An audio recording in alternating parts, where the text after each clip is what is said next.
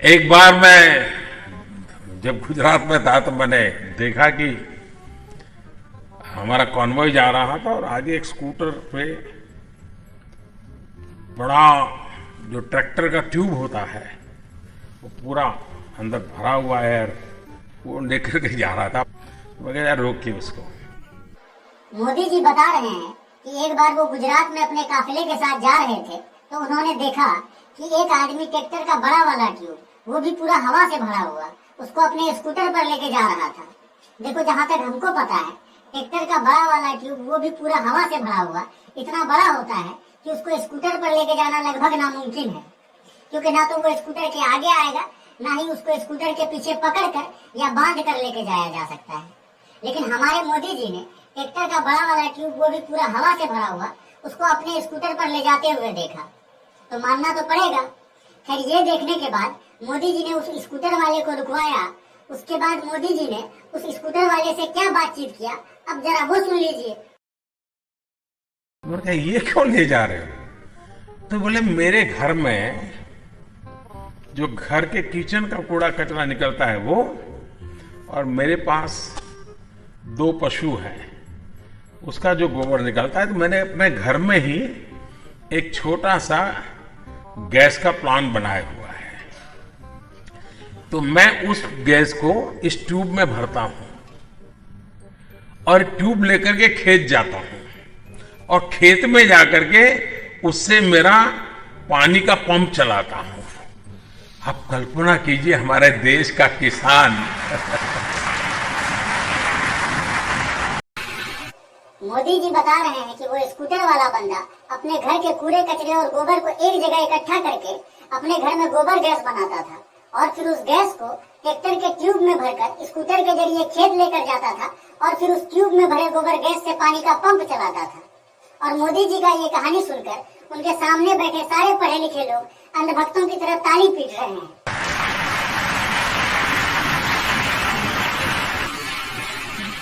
मोदी जी के बात पर ताली पीटने वाले इन पढ़े लिखे जाहिलों को कोई बताओ कि गोबर के जरिए जो गैस तैयार किया जाता है उसे हम बायोगैस कहते हैं, और उस गैस में कार्बन डाइऑक्साइड और मीथेन गैस पाया जाता है, जिसका इस्तेमाल रसोई के ईंधन के रूप में किया जाता है। यानी आसान भाषा में कहें तो चूल्हा जलाने के लिए किया जाता है, न कि पानी का पंप चलाने के लिए किया जाता है।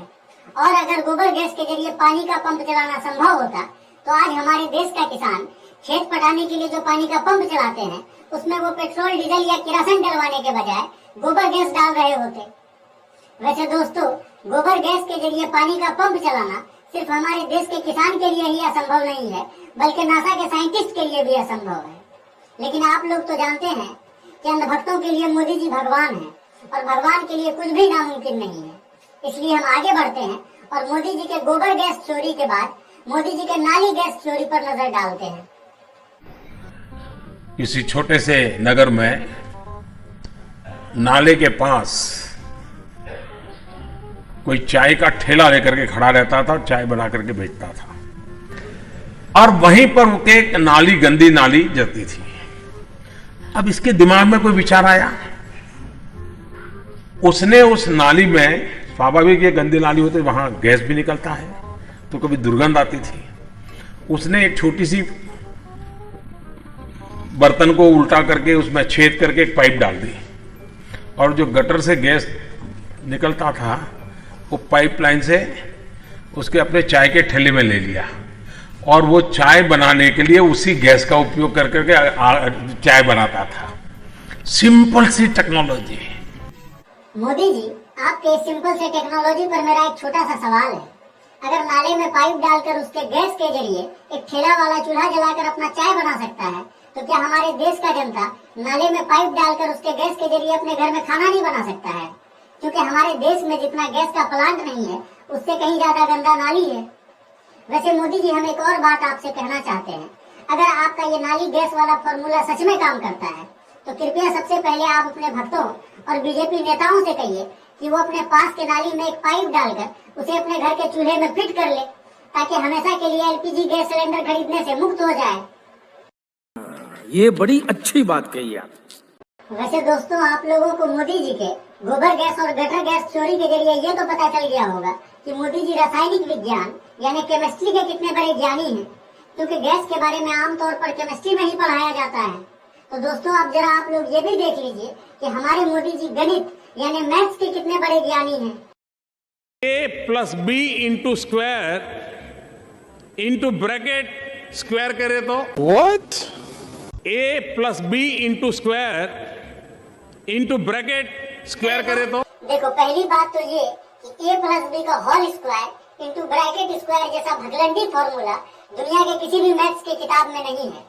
लेकिन लगता है कि अंधभक्तों के आनंद कुमार श्री नरेंद्र मोदी जी ने मैथ्स का नया फॉर्मूला इजाद किया है, a प्लस बी का whole square into bracket square. तो चलिए अब मैथमेटिशियन मोदी जी से इस अतरंगी फॉर्मूले का रिजल्ट भी जान लेते हैं। a plus B into bracket square करे तो रिजल्ट आता है a square plus 2ab plus. दोस्तों हम लोगों ने 7-8 क्लास के गणित के अलजेब्रा चैप्टर में पढ़ा था कि a प्लस बी का whole square is equal to a square plus 2ab plus b square. लेकिन मोदी जी बता रहे हैं कि a प्लस बी का whole square into bracket square करो तब रिजल्ट आता है a square plus 2ab plus b square. इतना बड़ा परिवर्तन, इसे कहते हैं मोदी है तो मुमकिन है। दोस्तों गणित का ये छोटा सा परिवर्तन तो मोदी जी के लिए कुछ भी नहीं है, क्योंकि हमारे मोदी जी ने शिक्षा के क्षेत्र में इतना बड़ा बड़ा परिवर्तन किया है और ऐसे ऐसे नामुमकिन बातों को मुमकिन बनाया है, जिसे सुनने के बाद आज आप लोग मोदी जी को राजनीति का रजनीकांत कहने पर मजबूर हो जाएंगे। दोस्तों आप लोगों को याद होगा कि 26 फरवरी 2019 को हमारे देश के इंडियन एयरफोर्स ने पाकिस्तान के बालाकोट में सर्जिकल स्ट्राइक किया था। लेकिन क्या आप लोगों को पता है अगर मोदी जी नहीं होते तो उस दिन पाकिस्तान पर सर्जिकल स्ट्राइक नहीं हो पाता। तो हमारे सामने समस्या थी, उस समय वेदर अचानक खराब हो गया था, बहुत बारिश हुई थी, आपको याद होगा। तो बाय एंड लार्ज ओपिनियन ही आया एक्सपर्ट्स का कि साहब डेट बदल दे तो क्या। मोदी जी बता रहे हैं कि सर्जिकल स्ट्राइक वाले दिन अचानक मौसम बहुत ज्यादा खराब हो गया और बहुत ज्यादा बारिश हो रही थी, तो वहां बैठे सारे एक्सपर्ट्स ने राय दिया कि सर्जिकल स्ट्राइक का डेट बदल देते हैं। लेकिन मोदी जी किसी एक्सपर्ट की बात को कैसे मान लेते जब वो खुद ही देश के सबसे बड़े एक्सपर्ट हैं। तो दोस्तों फिर हमारे मोदी जी ने उन एक्सपर्ट्स को क्या राय दिया, अब जरा वो सुन लीजिए। लेकिन मैंने कहा इतने क्लाउड है, बारिश हो रही है, तो एक बेनिफिट है कि हम राडार से बच सकते हैं। क्या बोला तूने? मैंने कहा मेरा रॉ विजडम है कि ये क्लाउड बेनिफिट भी कर सकता है। देन अल्टीमेटली मैंने कहा ठीक है, क्लाउड है, जाइए चल पड़े। दोस्तों खराब मौसम की वजह से एक्सपर्ट्स मोदी जी को सर्जिकल स्ट्राइक का डेट बदलने का मशवरा दे रहे थे, लेकिन मोदी जी ने उन एक्सपर्ट्स से कहा कि इतना क्लाउड है और बारिश भी हो रही है तो एक बेनिफिट है कि हम रडार से बच सकते हैं। और ये बोलकर मोदी जी ने इंडियन एयरफोर्स को पाकिस्तान पर सर्जिकल स्ट्राइक करने के लिए भेज दिया। लगता है वहां बैठे किसी एक्सपर्ट ने मोदी जी को ये नहीं बताया कि चचा बादल या बारिश की वजह से रडार के काम में कोई प्रभाव नहीं पड़ता है, क्योंकि रडार एक ऐसा यंत्र होता है जो रेडियो वेव ट्रांसमिट करता है और जब वो वेव किसी मेटेलिक वस्तु से टकराती है तो वो वस्तु से टकराकर वापस आ जाती है और रडार उस वस्तु के स्पीड, दिशा और साइज को डिटेक्ट कर लेता है। और अगर बादल या बारिश की वजह से रडार काम नहीं करता तो जब जब मौसम खराब होता या आसमान में बादल छाता तब तब एक देश दूसरे देश में अपना फाइटर प्लेन लेके घुस जाता और सर्जिकल स्ट्राइक करके वापस आ। आप कहाँ के ज्ञानी बाबा? दोस्तों मोदी जी का रडार थ्योरी सुनकर आप लोगों को ये तो पता चल गया होगा कि मोदी जी केमिस्ट्री और मैथ्स के साथ साथ फिजिक्स के कितने बड़े ज्ञानी हैं, क्योंकि रडार साइंस फिजिक्स का ही एक पार्ट है। वैसे दोस्तों अब हम आप लोगों को मोदी जी का जो वीडियो दिखाने वाले हैं उसे देखने के बाद शायद आप लोग ये सोचने पर मजबूर हो जाएंगे कि फिजिक्स के सबसे बड़े ज्ञानी अल्बर्ट आइंस्टाइन थे या मोदी जी हैं। अगर साइंटिफिक व्यवस्था थोड़ी डेवलप की जाए तो इधर विंड टर्बाइन एनर्जी का भी काम करेगा और पीछे की तरफ से वो हवा में से मॉइस्चराइज एयर सक करके उसमें से पानी निकाल करके वो पानी भी, क्योंकि ये खासकर ये जो कोस्टल एरिया होते हैं वहां पर ड्रिंकिंग वाटर एक तकलीफ होती है हमेशा, तो टरबाइन एक प्रकार से गांव के ड्रिंकिंग वाटर की समस्या का समाधान कर सकता है। दोस्तों विंड टर्बाइन जिसे हिंदी में पवन चक्की कहते हैं, इसका काम होता है बिजली प्रोड्यूस करना। यानी आसान भाषा में कहें तो जब बहती हवा विंड टरबाइन से टकराती है तो इसमें लगा पंखा घूमता है, जिससे विंड टरबाइन काइनेटिक एनर्जी यानी गतिज ऊर्जा को इलेक्ट्रिकल एनर्जी में कन्वर्ट कर देता है और इस तरह विंड टरबाइन के जरिए पूरे दुनिया में बिजली प्रोड्यूस किया जाता है। लेकिन हमारे साइंटिस्ट मोदी जी कह रहे हैं कि अगर साइंटिफिक व्यवस्था थोड़ा डेवलप किया जाए तो हम विंड टरबाइन के पीछे से हवा में से मॉइस्चराइज एयर को सक करके यानी नम हवा को सक करके विंड टरबाइन के जरिए बिजली के साथ साथ पानी भी बना सकते हैं। वैसे साइंटिस्ट मोदी जी जरा देश की जनता को यह भी बता दीजिए कि विंड टरबाइन के पीछे ऐसा कौन सा डिवाइस फिट किया जाए ताकि विंड टरबाइन हवा में से मॉइस्चराइज एयर को सक करके बिजली के साथ साथ पानी भी बना सके। वैसे दोस्तों, साइंटिस्ट मोदी जी के हिसाब से विंड टरबाइन के जरिए बिजली के साथ साथ सिर्फ पानी ही नहीं बनाया जा सकता है बल्कि विंड टरबाइन के जरिए ऑक्सीजन भी बनाया जा सकता है। यकीन ना हो तो आप लोग मोदी जी से खुद सुन लीजिए। दूसरा मेरा सुझाव है कि हम हवा में से ऑक्सीजन सेपरेट कर सकते हैं इस टरबाइन के माध्यम से ही। मोदी जी बोल रहे हैं कि विंड टरबाइन के जरिए हम हवा में से ऑक्सीजन सेपरेट कर सकते हैं, यानी आसान भाषा में कहें तो विंड टरबाइन के जरिए हम हवा में से ऑक्सीजन को अलग कर सकते हैं। देखो, हम सभी को पता है कि हवा में 78% नाइट्रोजन, 21% ऑक्सीजन और बाकी के बचे 1% में हीलियम, मीथेन और कार्बन डाइऑक्साइड इत्यादि गैस पाए जाते हैं। और इन सारे गैसों में ऑक्सीजन को छांट के अलग करना, वो भी विंड टरबाइन के जरिए, ये नामुमकिन ही नहीं बल्कि नामुमकिन इंटू 100 है।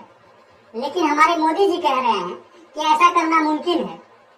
देखो, जो अंधभक्त आज से पहले ये कहा करते थे कि जो नामुमकिन को मुमकिन कर दे उसे भगवान कहते हैं, शायद आज का ये वीडियो देखने के बाद वो लोग ये कहने लगे कि जो नामुमकिन को मुमकिन कर दे उसे भगवान नहीं नरेंद्र मोदी कहते हैं, क्योंकि अंधभक्तों के लिए तो मोदी ही भगवान है और भगवान ही मोदी है। इसलिए हम आगे बढ़ते हैं। महाभारत में कर्ण की कथा आती है।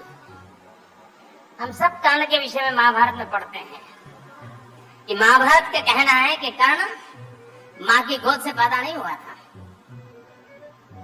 इसका मतलब ये हुआ कि उस समय जेनेटिक साइंस मौजूद था, तभी तो कर्ण मां की गोद के बिना उसका जन्म हुआ होगा।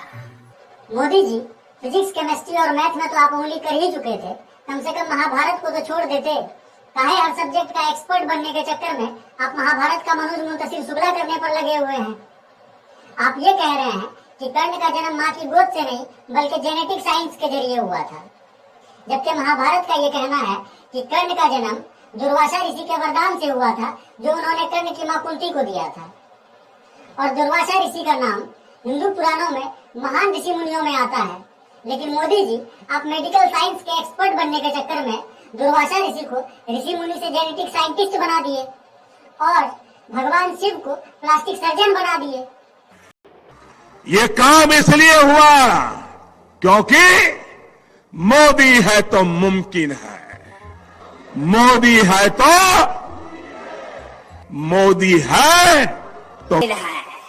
दोस्तों, आप लोगों ने नामुमकिन को मुमकिन बनाने वाले मोदी जी का physics, chemistry, math, medical science से लेकर महाभारत तक का ज्ञान देख लिया।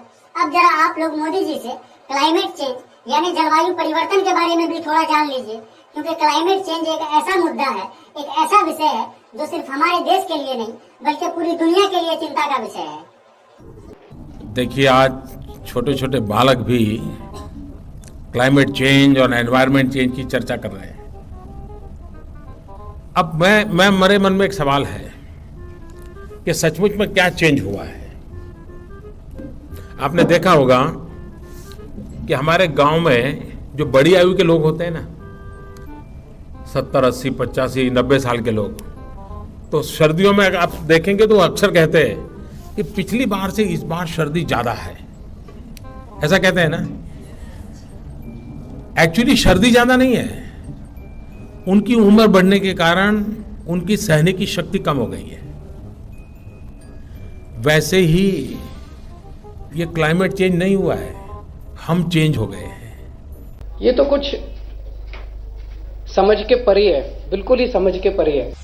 दोस्तों, मोदी जी के क्लाइमेट चेंज वाली ये बात तो मेरे भी समझ के परे है, क्योंकि क्लाइमेट चेंज और ग्लोबल वार्मिंग के कारण आज समुद्र का जल स्तर लगातार बढ़ता जा रहा है, साथ ही पृथ्वी के तापमान में भी वृद्धि हो रही है। और वैज्ञानिकों का तो ये भी मानना है कि क्लाइमेट चेंज और ग्लोबल वार्मिंग अगर इसी तरह से बढ़ता रहा तो आने वाले 70-80 सालों में बारिश का चक्र पूरी तरह से बिगड़ जाएगा और बारिश सामान्य से 40 से 60% तक ज्यादा बढ़ जाएगी। और जरूरत से ज्यादा बारिश होने की वजह से कई जगहों पर हमें सैलाब और तूफान जैसी प्राकृतिक आपदाएं देखने को मिलेंगी। यानी कुल मिलाकर कहें तो क्लाइमेट चेंज मानव जाति के अस्तित्व के लिए एक बहुत बड़े खतरे का संकेत है। लेकिन हमारे साइंटिस्ट मोदी जी कह रहे हैं कि क्लाइमेट चेंज नहीं हो रहा है, बल्कि हमारा उम्र बढ़ने की वजह से हमारा सहने का क्षमता कम हो गया है। इस वजह से हमको लगता है कि क्लाइमेट चेंज नहीं हुआ है, हम चेंज हो गए। मोदी जी, आप जो हर विषय में इस तरह का अतरंगी ज्ञानवर्धक बात करते हैं, सबसे पहले तो आप हमारे दर्शकों को आज ये बताइए कि आप कितना पढ़े लिखे हैं। मेरी कोई पढ़ाई वढ़ाई नहीं हुई दोस्तों, आपको शायद आश्चर्य होगा जान करके। तो मैं स्कूली शिक्षा गांव में किया, और जैसा मैडम बता रही थी ना कि अपनी शिक्षा के कारण आदमी आगे नहीं बढ़ता है, तो मेरी शिक्षा ही नहीं हुई इसलिए बढ़ गया।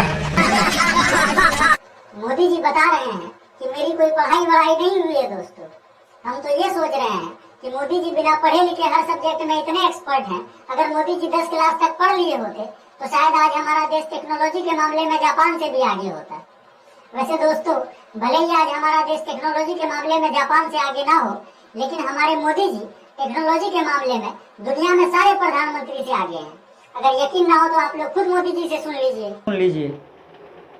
मैंने पहली बार डिजिटल कैमरा का उपयोग किया था 87-88 में शायद, और उस समय बहुत कम लोगों का ईमेल रहता था। तो मेरे यहाँ विरमगाम तहसील में अडवाणी जी की सभा थी, तो मैंने वो डिजिटल कैमरा पर उनकी फोटो ली। तब डिजिटल कैमरा इतना बड़ा आता था, मेरे पास था उस समय। मैंने फोटो निकाली और मैंने दिल्ली को ट्रांसमिट की, और दूसरे दिन कलर फोटो छपी।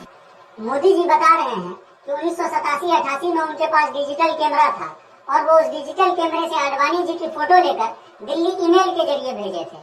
देखिए, पहली बात तो ये कि डिजिटल कैमरा मार्केट में जो खरीदे जाने के लिए पहली बार लॉन्च हुआ था वो 1990 में हुआ था, जो कि स्विट्जरलैंड में बना था, और बनाने वाली कंपनी का नाम डाइकेम था।